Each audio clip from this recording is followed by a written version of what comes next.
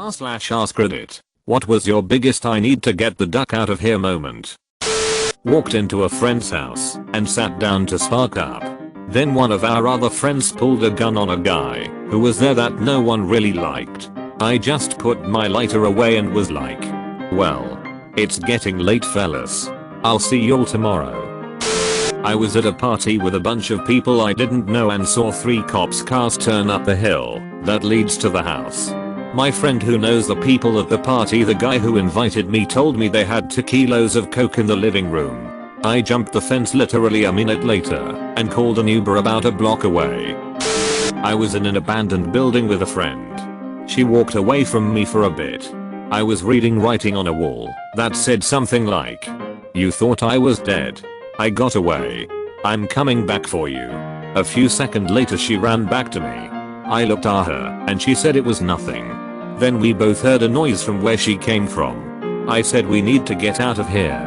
We start running out. A second late we hear a grown-ass person sprinting towards us. Ran for our lives. Got out. Never saw the person. That's just old Tommy. He made sure the person who wrote that was dead and was not coming back for you. They call him homeless. But the world is his home. My parents had some substance abuse issues and mental health issues while I was growing up. I grew up in this home full of constant emotional turmoil and dysfunction. I remember the exact moment I decided I was leaving as soon as I graduated high school, and that I'd have to get some kind of full ride scholarship to get out, so that from this point on out I had to get straight A's in school as much as possible. I was 11.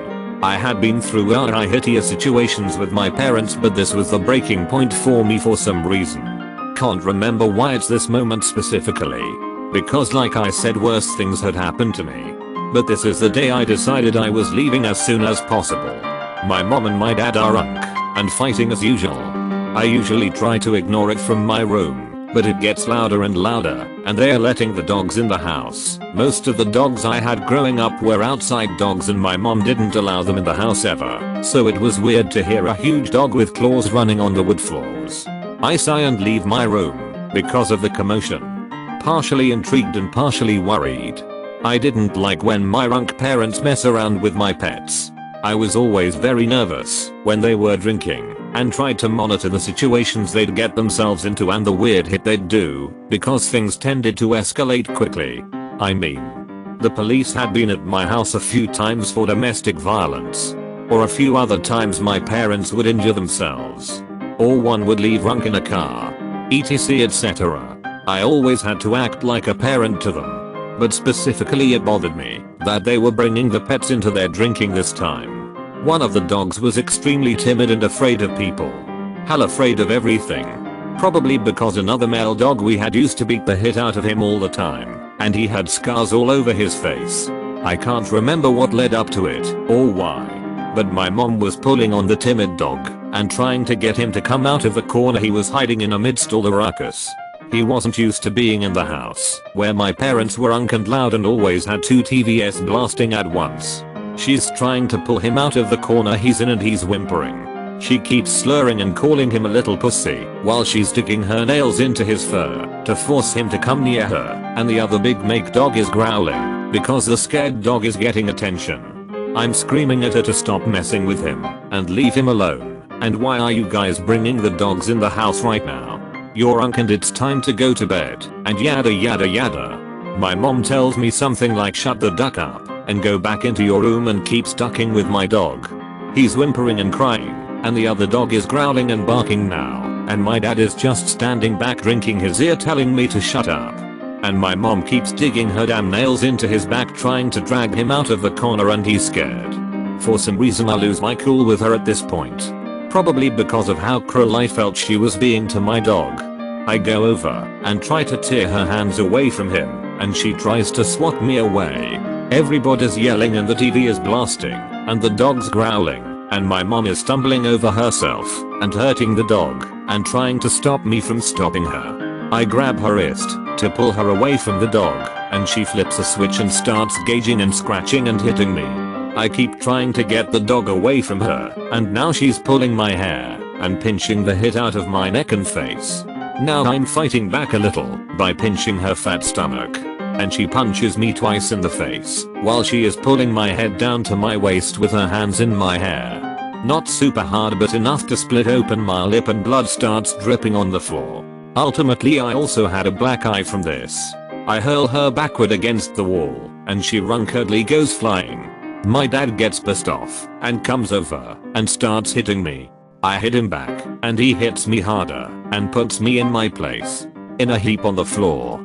I'm just laying on the floor with my arms around my face, and now my mom is up again and my dad is holding her back from kicking me. While she's screaming, a million cuss words and words are exchanged and everyone's shouting, and I'm just laying there in silence trying to guard my ribs and my face, and there's hot blood seeping into my shirt sleeve from my face. The big male dog is licking the blood off the floor and licking my exposed ear. This is more physical than it usually gets, and normally my parents are smart enough not to hit me in the face.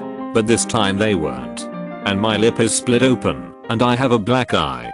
And I know that I have to lie to everyone when I get to school. Again. It's only happened a handful of times where I've had to lie, but for some reason I decide this is the last time. And that as soon as I can leave, I'm never, ever coming back. I make the promise to myself, and I follow through. Left at 18, and never turned back. Other than 4 to 3 month periods in the summer, where my stuff was at their place, but I mostly spent my time at boyfriends' places. By the way, fast forward about 10 years later, 2 years ago. At age 23, I was in a relationship where I again sustained a black eye and had to lie. This time at work about how it happened. It was ducking eerie and extremely depressing. I ended up leaving the guy ultimately.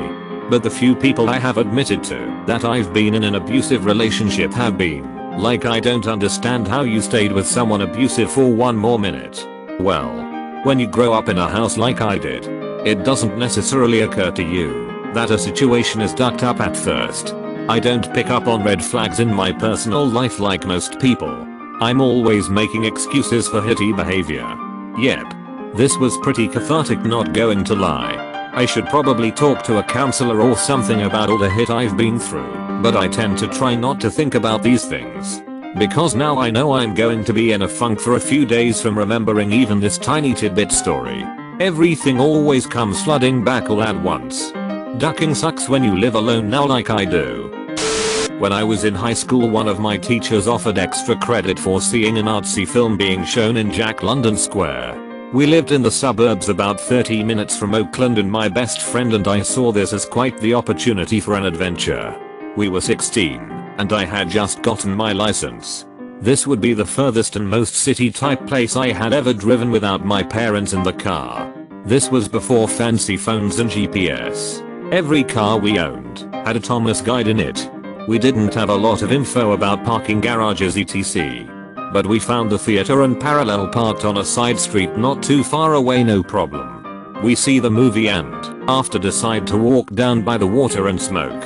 Seizing this golden brief moment of teenage freedom. After smoking on our way back towards my mom's car, we notice a twitchy individual following us. At first we thought we were tripping. But then we made a couple extra turns, crossed the street erratically a few times, and sure as hit, this weirdo is following us. He was out of earshot, so we could at least mumble speak and try to figure out what to do. I asked my girlfriend what we should do. Her idea was to get the keys out and make a run for the car as fast as we can. I decided that was a bad idea and grabbed her elbow and make a sharp turn and drag her into a bar. I swear the music stopped and everyone in the bar stared at us slack-jawed when these two silly teenage girls nervously stumbled in. It was later than happy hour, but luckily it was a nicer bar and there was still some of the after-work crowd there wearing ties. Panicking, I ask the bartender where the bathroom is. My girlfriend and I go to the bathroom, hyperventilate a little, and get up the courage to ask for help. We walk up to the bar and I start to tell the bartender that we are being followed and we are parked around the corner, and before I could even finish my story, a bunch of dudes at the bar jump up and offer to help. We exit the bar first, and sure as hit, creepy dude is crouched close to the bar exit waiting for us. What he didn't expect, as soon as he stood up, was to come eyeball to eyeball with a bunch of chivalrous men. They ask us if he's a dude.